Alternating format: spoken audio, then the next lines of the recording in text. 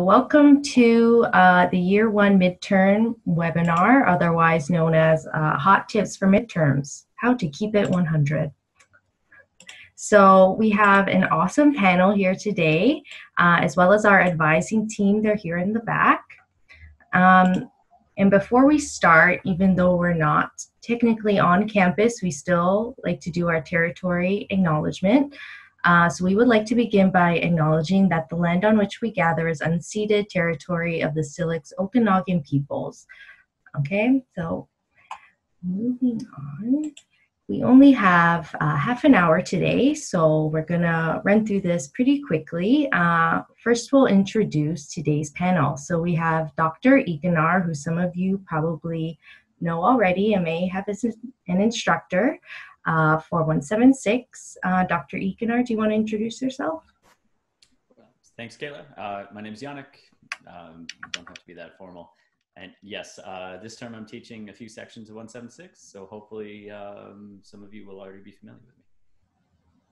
Awesome, thank you. And next we have Matthias, if I'm saying that right, and he's our AppSci 179 SL leader. Do you want to introduce yourself? Yeah, hey, I'm Matthias, and like Kayla said, I'm the SL leader for linear algebra in first year, and I'm a third-year electrical engineering student here. Thanks. And now we have Hisham Khan. He's a VP of Corporate Relations for NSOC. Hisham, do you want to introduce yourself?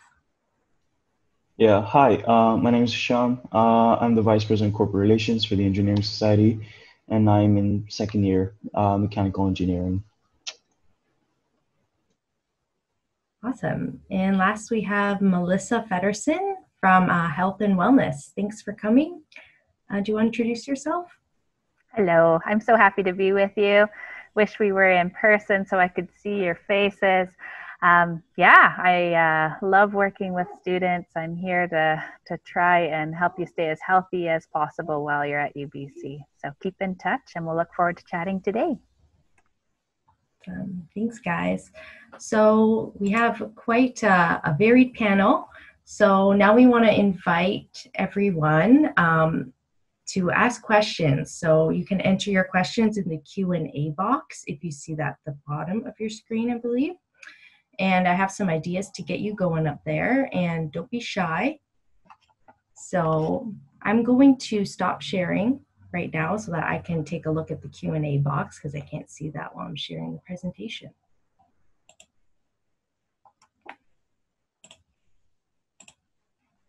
Okay.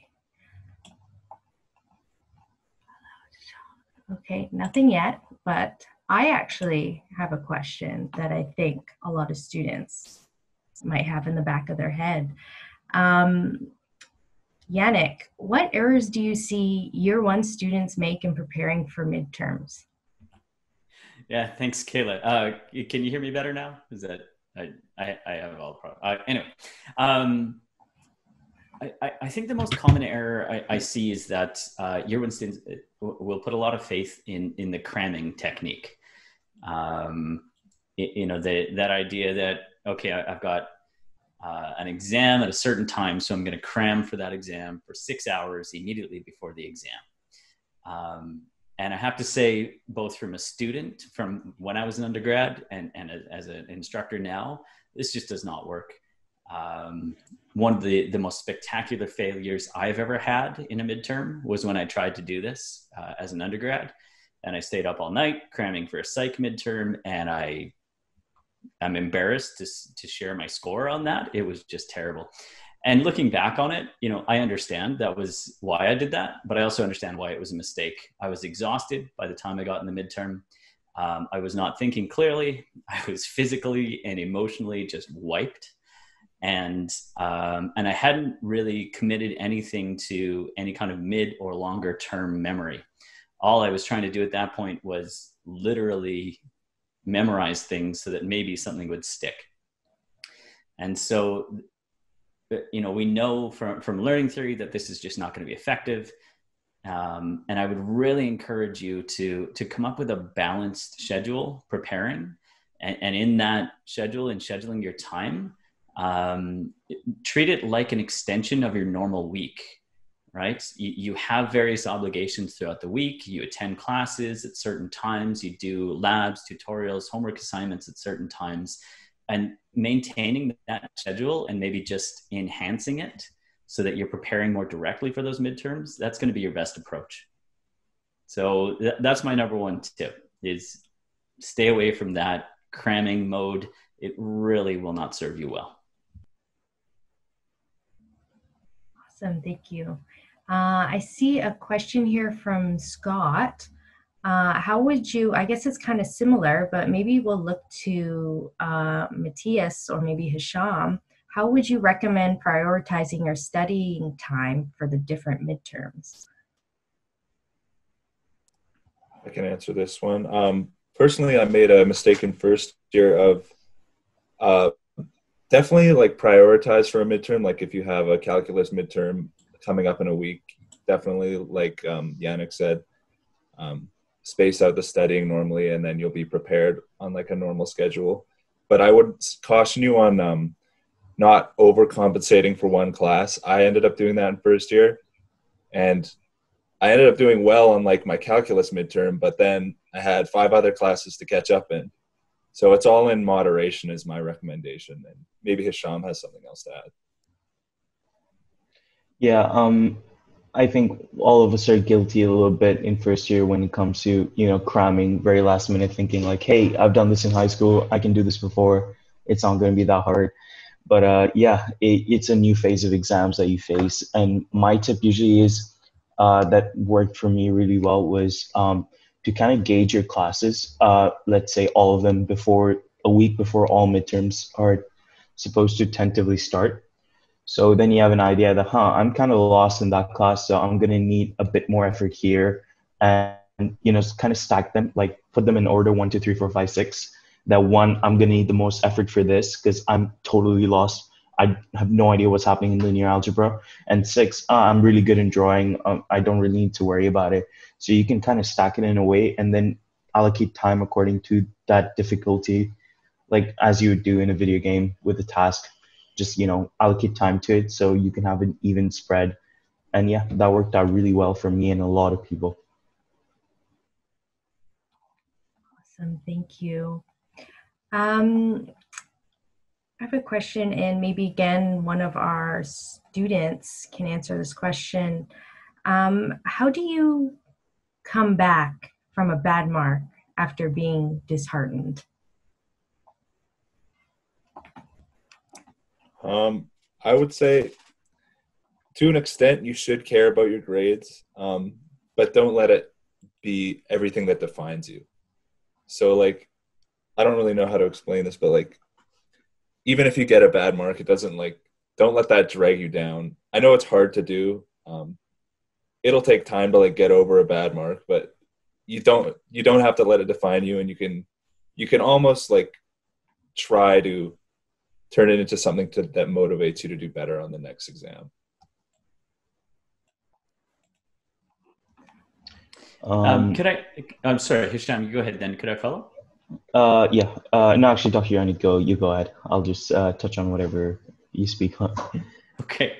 I guess I wanted to share 2 things from a faculty perspective on this, which is that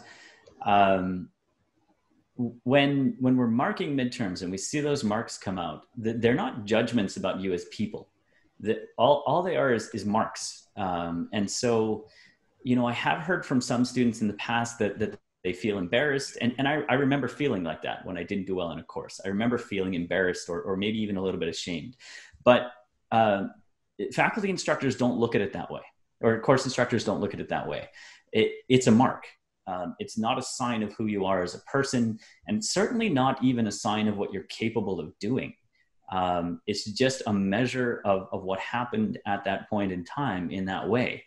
And I think that's really important to remember because, if the average on a midterm is 65 or 70, obviously there are going to be some people who are up in the 90s, and then there are going to be some people who are down at the other end of the spectrum. But that's not a sign of what you're capable of doing. It's just a sign of what happened in that particular assessment. Everyone's in the program because they deserve to be in the program. And so I think trying to manage that really strong emotional response, if you get that grade that you're not happy with, and especially if you're not used to getting that kind of grade, I think that's really important to think about. And I know there's some excellent resources for that on campus. I always tell my students that engineering students are incredibly collegial, and they're really supportive of each other. And I think you're really fortunate to be in a program like that. And so I think you just have a lot of that support available for if you do hit that moment where you're just really disappointed. But that's part of the path. It happens. And you know, that old slow, you know, cliche about trying to fail fast and then learn from that, I think it's really important to remember.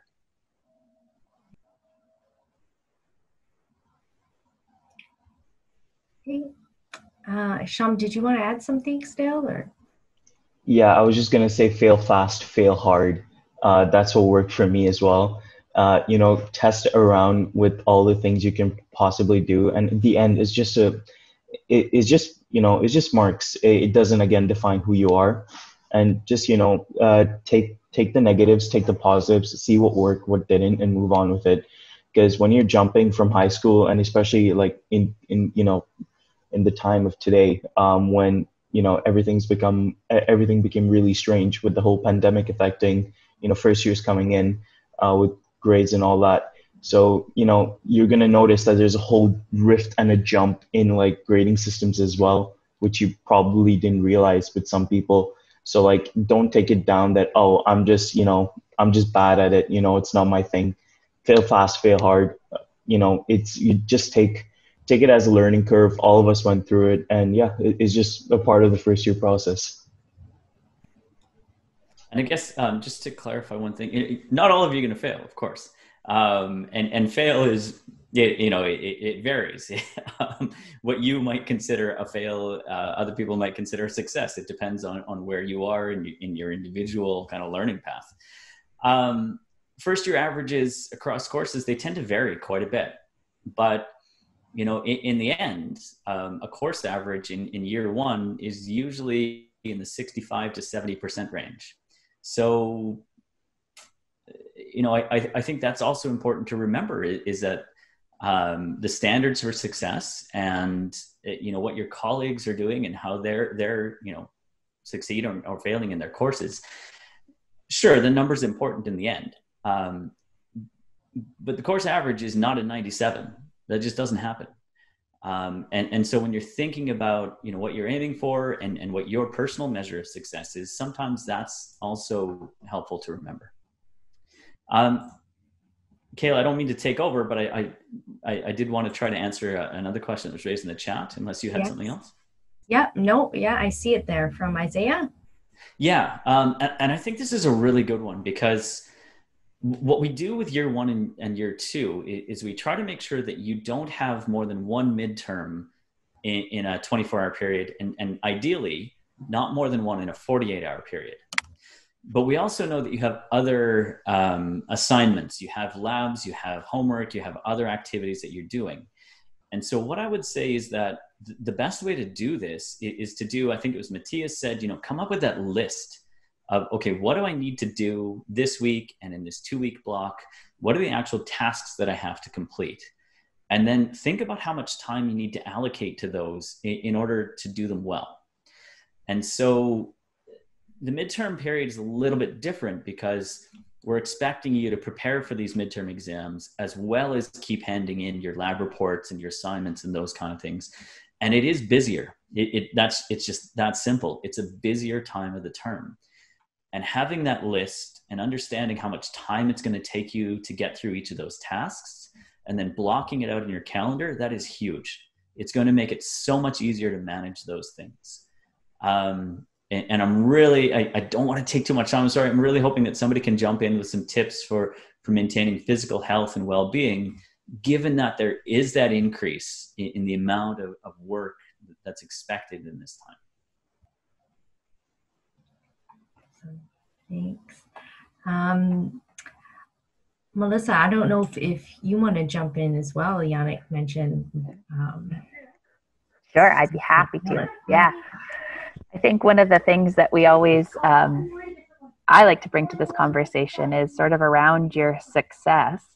Your thriving, your brain working at its optimal is related to how you care for yourself. So a lot of times people will let the symptoms of stress get really out of control and think they just have to study through it to calm down. And we know that once our automatic response to stress starts to happen, that isn't going to solve it. Our brains can't learn when we're in the middle of a fight or flight response, when we're sort of flooded with cortisol. Our capacity to learn doesn't happen. The only way that we can burn off cortisol once we have a fight or flight response is to move our bodies. Our bodies are meant to run from the wolf or the attacking bear or the car that's coming for us. And we have these mini cortisol responses when we're planning for a midterm all day. Your professor has given you, oh, actually, it's an extra chapter that you don't know about, or actually, we're including this part. And you have a fight or flight response right there. And you don't get to fight or flee from your professor in that moment. So you need to think about how to let your body release it. And that is through a minimum of 30 minutes, no matter how busy you are, of physical activity. I'm just going to put a little thing in the chat here, which, oh, sorry, no. Whoops, that's not what I meant to do. Sorry about that. That's not the one I wanted. Anyways, that's just an image of things, so you can use that one. But I'm going to just put I'll put it in later. But on page 5 of the document, I'm going to put in there, it's noticing your automatic signs of stress. And it's really diverse. There's incredible physical things that can occur for those for us. And so knowing your automatic responses and responding to it, learning some breathing exercises, which I'm happy to teach. And I put that in the chat. There's a breathing exercise in there that actually will help you sort of reclaim and take back control of what's happening in your body so that you can get back to learning. Really important and critical. Thanks, Melissa. And thanks for those links, Grant, too. Another thing, oh, I see a question in the Q&A. Let me just look. Is UBC card required to be able to take a midterm? I'm not sure if that's dependent on the instructor, or does anyone know the answer? No? Okay, might have to get back to you, Sahil.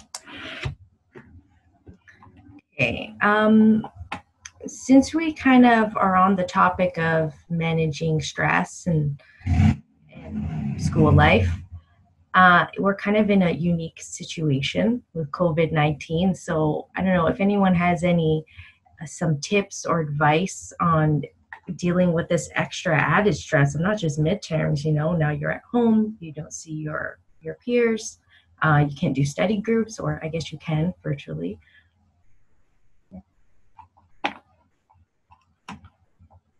I'll jump in quick. I guess, following what Melissa said, if you already have that schedule, that daily schedule where you're taking breaks, you're doing physical activity, you're staying hydrated, you're getting enough sleep, all of those things, don't change that, right? Try to maintain that same kind of schedule.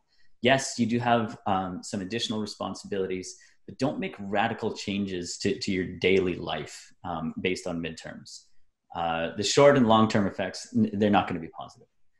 Now, if you don't have those things built in, then try to build them in. Try to make those changes, because to me, it's just incredible the difference when I'm able to get away from my computer for 20, 30 minutes and then come back. I feel way better. And I know that I'm being more effective. My work quality just increases because I was able to get away from my screen for half an hour. And really, that's all it takes, and take a break.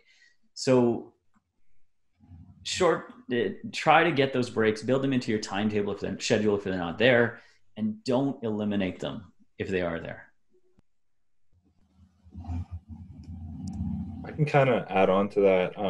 I can speak personally that for me, I don't know if this works for everyone's, but if this works for you, that's great. For me, I have like a pretty poor attention span, and I can really focus for like 30 to 40 minutes. And then like Yannick said, I need a break. So it's like a learning curve of finding what works best for you. And for me personally, I can only study for half an hour, take a break for like 10 minutes, and then come back. And that is way more effective than just studying for like an hour straight for me. I learn way more by doing less, essentially. So it's a little bit counterintuitive, but you have to find out what works for you. And I would say that's a pretty, oh, sorry. So super quick, Kayla, I would just say, you know, your course instructors are also excellent resources for this. You know, ask questions. How do I prepare for this midterm? What's going to help me succeed? What do you suggest I do? You know, we've been working with students for years. We've seen successes and failures. We know what's going to help you in terms of preparing for that midterm. So, you know, be proactive here. Reach out and ask for those tips and those suggestions. Yeah, and I was just going to say, Matthias, I think that you sort of nailed it. Many people would think that they have longer attention spans. The science wouldn't bear that out. A lot of people would, there is a little bit of people believing that, say, substances can support their attention span. So using something like Adderall or these types of things, we see a little bit of those behaviors, thinking that helps people study longer, later, these types of things. The science also doesn't bear that out, that will help you study effectively. So it comes down to the same thing that Yannick already described, as sort of you can't learn through the crunch time, and that certainly the science does not bear out the support of those, and or it in extending your attention span or capacity to learn in a crunch time. So just a little side tip there. Thanks, guys. That's some good tips. I don't see any more questions right now. So what I want to do is share one more basic guideline with you. So I'm going to share my screen again. And here we are.